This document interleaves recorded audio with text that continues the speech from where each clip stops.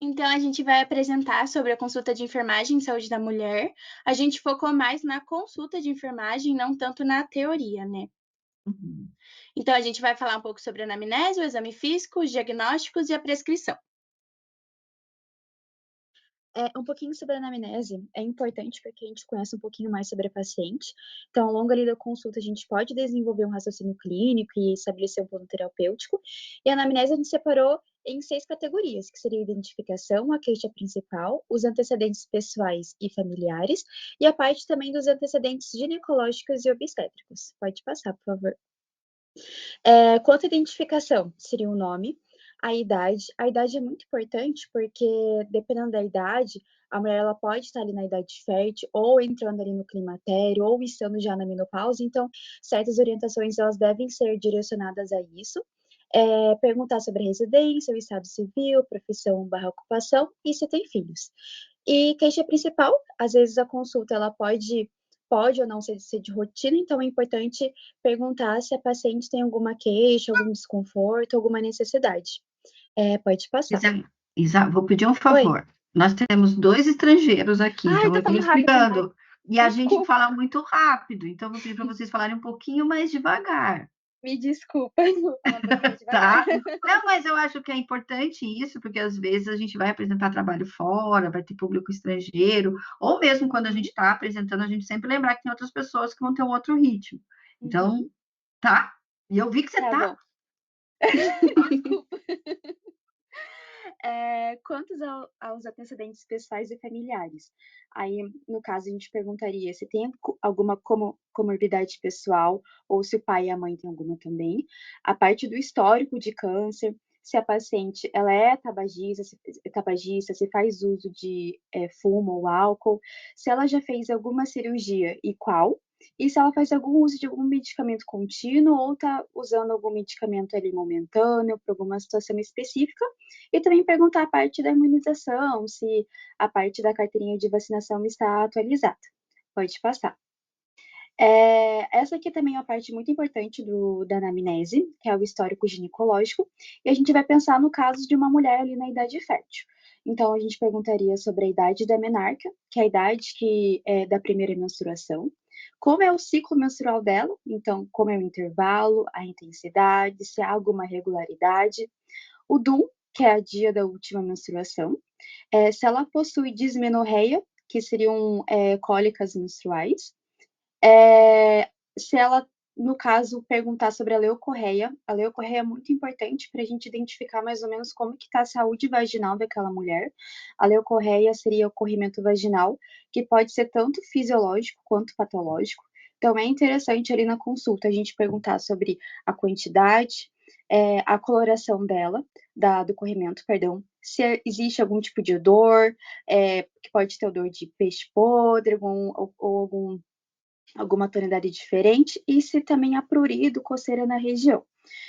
Perguntar também sobre a coitarca, né, que é a data a idade do início da vida sexual, se tem uma vida sexual ativa, se ela usa algum método contraceptivo e qual método ela utiliza, se ela já tem idade, no caso, a partir dos 25 anos, né, que é recomendado, se ela já fez a colpocitologia oncótica, que é o exame de preventivo, quando foi a última vez que ela fez e também o resultado, se na família, principalmente ali na parte da mãe, tem algum histórico de câncer de mama ou de câncer de colo de útero, e se ela realiza o autoconhecimento das mamas. Pode passar. Em relação ali à mulher no climatério e na menopausa. O climatério, ele não tem uma idade definida, né, mas mais ou menos ele se inicia ali por volta dos 40 anos, é uma fase de transição da mulher entre o seu ciclo reprodutivo e seu ciclo não reprodutivo, e é uma queda gradual dos hormônios, femininos, né, principalmente ali do estrógeno. Então, ela pode apresentar alguns sintomas típicos, eh, principalmente relacionados ao climatério. Então, é importante, no caso, a gente perguntar o dia da última menstruação, no caso, o ano, né? Se ela já entrou ali na menopausa, que são 12 meses e consecutivos sem menstruar. Se ela apresenta dispareunia e sinusiorragia. Dispareunia é dor na relação sexual e sinusiorragia é sangramento na relação sexual. Um dos sintomas do climatério é o ressecamento vaginal e também a falta de libido, então isso pode acabar afetando a mulher. Como está a prática da atividade sexual, se ela utiliza algum método contraceptivo. É importante pontuar também que, por mais que a mulher esteja ali no período de climatério, com abaixamento gradual dos hormônios, ela ainda pode engravidar, então é importante destacar os métodos contraceptivos e a continuidade, principalmente do método de barreira, para prevenir IST. Se ela possui alguns sinais e sintomas típicos do climatério, né, então calorão, os fogachos, né, como popularmente conhecido, se ela tem alguma insônia, sudorese noturna, irritabilidade, ansiedade, se ela faz algum tratamento, né, para o climatério, menopausa, se faz a reposição hormonal, se ela faz mamografia regularmente, quando foi a última vez da mamografia e qual foi o resultado, e perguntar também sobre o preventivo. E daí a gente vai para o histórico obstétrico, né, que seria a parte das gestações, se nessas gestações, quantos foram partos normais, quantos foram por cesárea, e se ela já teve algum aborto, e se durante, né, as gestações, ou durante ali o parto, ali na cesárea, se teve alguma intercorrência. Pode passar.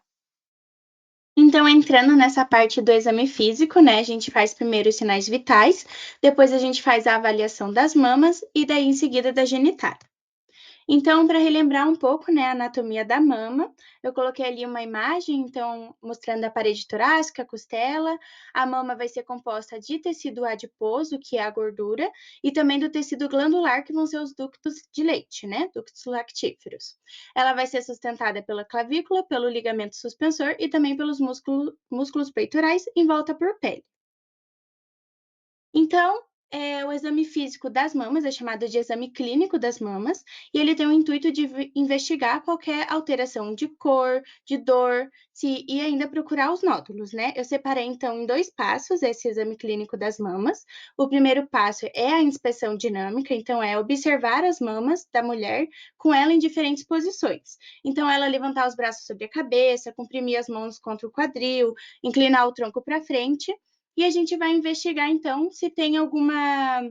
Vai investigar se tem depressão, se tem retração, vamos avaliar o tamanho, a simetria, o contorno, se tem achatamento, qual cor que está essa mama, se tem edema, o padrão venoso, vamos olhar o formato dos mamilos, se tem secreção nessa movimentação, se tem erupções e ulcerações. Aqui. O segundo passo, então, vai ser a palpação. Então, a mulher em posição supina, a gente vai utilizar 3 polpas de dedo, então, eles bem juntinhos, e vamos fazer movimentos rotatórios de forma sistemática para examinar toda essa mama. E no final, vamos realizar a expressão da auréola e do mamilo. Então, com essa parte do exame, a gente vai avaliar a consistência do tecido mamário e também vamos procurar por massas e dar um enfoque maior também no mamilo. Então, olhar as descamações, se tem secreção, se tem retração e a proporção desses mamilos. Ali eu coloquei também 3 imagens que pode ser feito, né, essa palpação, mas o importante é que ela seja feita de forma sistemática a fim de pegar toda a mama, também a auréola e a cauda da mama. Eu vou passar aqui que tem outra imagem que mostra melhor aonde a gente deve palpar, né? Então, o mamilo, toda a volta do seio, pegar a cauda do seio e também ali supraclavicular, infraclavicular e também a região da axila, que pode ser que tenham nódulos presentes, né? E enquanto a gente faz esse exame das mamas, é importante a gente falar do autoconhecimento das mamas para essa mulher. Então, não fazer ali e sem falar com ela, né? Mas enquanto a gente faz os passos, mostrar para ela como deve ser feito para que ela possa realizar isso em casa de forma regular. E por que é necessário realizar o autoconhecimento das mamas regularmente, né? É através desse exame, né, desse autoconhecimento, que vai ter a detecção de nódulos precocemente. E a gente sabe que a detecção precoce do câncer de mama vai aumentar significativamente a possibilidade de cura. Então, indo para a genitália, né, para rever um pouco também a anatomia da genitália, a gente tem ali genitália externa, com o lábio maior, menor, a uretra, a abertura vaginal, as glândulas que servem para a lubrificação da genitália, e também ali a parte interna, né? Então, a vagina, o cérvix, o útero, o ovário e as trompas, né? Aqui eu também coloquei uma descrição de como que vai ser essa secreção vaginal fisiológica, que a Isa falou, que é tão importante para a gente saber como está a saúde, né, dessa genitália. Então, uma secreção vaginal fisiológica, ela tem aparência clara e turva, que pode tornar-se amarelada ou secar, vai ter uma consistência fina, não é irritante, então ela não causa coceira, e vai ter um leve odor. Elas vão ser ácidas, com pH entre 3,8 e 4,2. Elas vão conter lactobacilos e células epiteliais, e a quantidade vai diferir nas várias fases do ciclo menstrual. Então, a anatomia do colo de útero, então, ele é o segmento inferior do útero, dá para ver aqui na imagem, né, identificando onde fica esse colo do útero, e ele vai se dividir em duas porções, que é a porção ectocervical, que vai ser a vaginal, que entra em contato ali com a vagina, e a porção endocervical, que vai ser dentro, né, ou supravaginal. Aí, no centro do colo do útero, vai ter o ósseo cervical externo, que é o OSCE, e ele vai terminar lá no orifício cervical interno, que é o OSCE. Dá para ver aqui? Então, o orifício interno e externo e a vagina. Aí, só um minutinho. Aí, aqui vamos ter, então, a anatomia do colo de útero, também outra imagem para demonstrar melhor. Então, o ósseo, a endocérvice, que é dentro, e a ectocérvice, que é fora, né? Melhor para identificar. Então, essa ectocérvice, que é fora, ela é composta pelas células escamosas e um tecido plurificado. E a endocérvice, que é dentro, ela é composta pelas células colunares e apenas uma fileira de células colunares. E a junção dessas duas é a JEC, que é a junção escamo-colunar. Que é o ectrópio ou entrópio.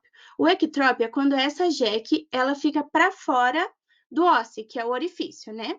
Então, ele vai mudar conforme as fases da vida da mulher. Então, na idade fértil, pode ser que ele fique para fora, por causa da gravidez também, por causa da ação dos hormônios, pode ser que essa JEC fique para fora do orifício. E também ele pode ficar para dentro, que seria o entrópio. Então, ali na menopausa, principalmente, né? Na pré-púbere, às vezes pode acontecer também. Aí, aqui, só para exemplificar uma outra imagem, né? O colo de útero normal e o colo de útero com ectopia. E uma imagem para exemplificar na realidade. Então, agora indo para o exame de fato, que é a colpostologia oncótica, né? Ele também é conhecido, então, como exame preventivo ou Papa Nicolau, e eu dividi ele em 5 passos. O primeiro passo, então, vai ser a organização do ambiente, a preparação e organização dos materiais, identificação da lâmina, a escolha do tamanho do espéculo que vai ser usado. O segundo passo vai ser a observação da genitália, a introdução do espéculo vaginal fechado em um ângulo de 45 graus, posicioná-lo e abri-lo lentamente. Aqui. Aí, o terceiro passo vai ser raspar a circunferência do colo, que é a ectocérvice, com uma espátula de madeira e fazer o esfregaço na lâmina de vidro que já está identificada. Pode ser que seja necessário a gente realizar a limpeza da secreção que tiver ali no colo do útero com uma espátula e gaze antes da coleta, porque se tiver bastante secreção, pode afetar o exame. Então, é necessário, às vezes, limpar para depois fazer essa coleta do exame. O quarto passo, então, seria realizar a coleta da endocérvice, que é a parte de dentro, né? Com uma escovinha delicada, através do orifício, né? A gente coloca a escovinha, faz uma rotação de 360, tira e deposita na lâmina também. E o quinto passo seria fixar esse material na lâmina com um spray fixador e armazená-lo corretamente, que daí ele vai ser enviado para o laboratório. E por que realizar a colpostologia oncótica todo ano? Também, né, é a prevenção do câncer de colo de útero, e ele não aparece de repente, mas ele começa com algumas lesões precursoras. E esse exame, ele vai ter uma alta taxa de diagnóstico dessas lesões que são iniciais. E detectando elas inicialmente, né, vai evitar que elas evoluam e precisem de processos terapêuticos mais invasivos. Esse exame também pode detectar e fazer o controle de muitas infecções, então as vaginites, as vaginoses, e também pode ser possível fazer uma avaliação da condição hormonal da mulher. Ele é realizado todos os anos, né? Deve ser realizado todos os anos, mas uma mulher que apresente 2 laudos normais consecutivos pode realizar o exame a cada 3 anos. Em relação agora às intervenções de enfermagem, principalmente quando identificadas vaginoses, o enfermeiro ele está apto, capacitado e também protegido por lei. A gente pode prescrever esses medicamentos.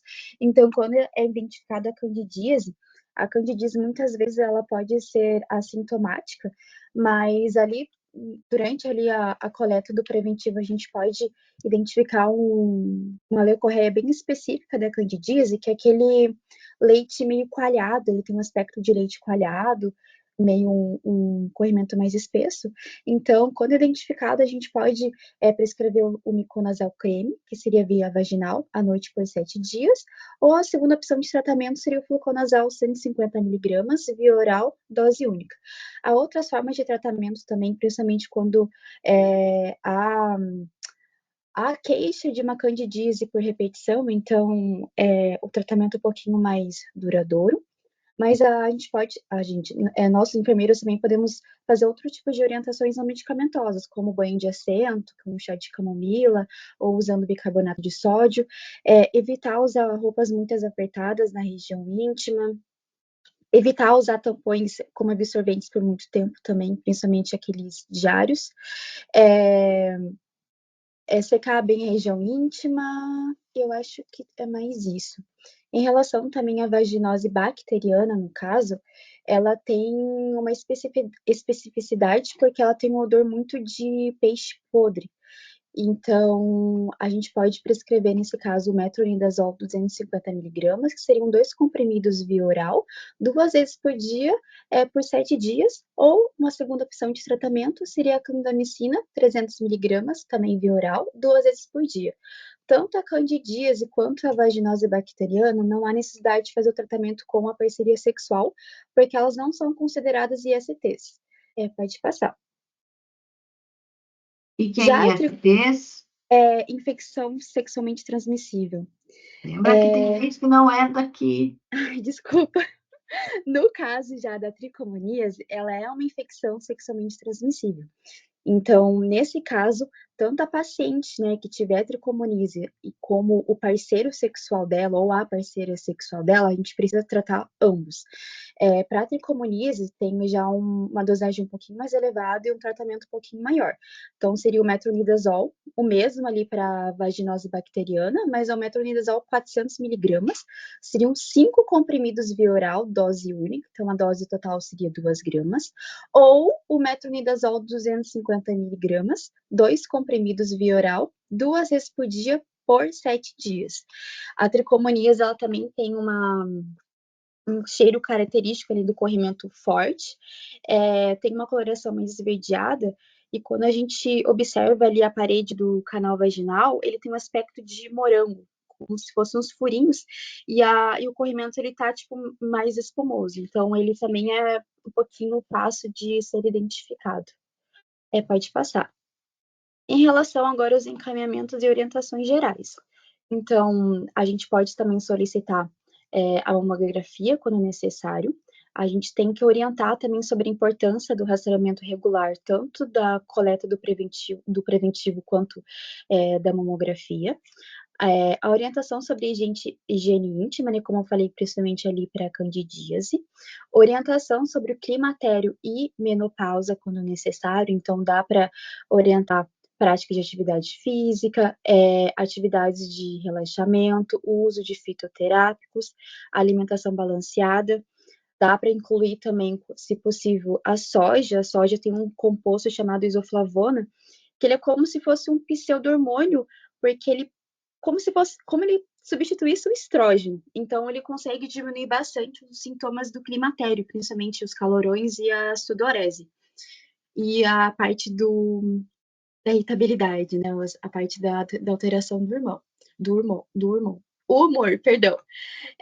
Em relação à dismenorreia, que é as cólicas menstruais, a gente tem como nós orientarmos a parte da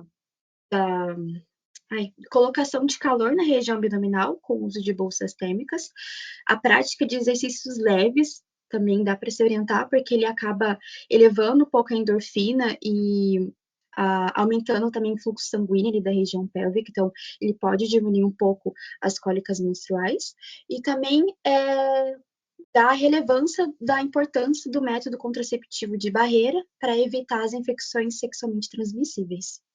Pode passar. Aí aqui as E é nossas isso. referências.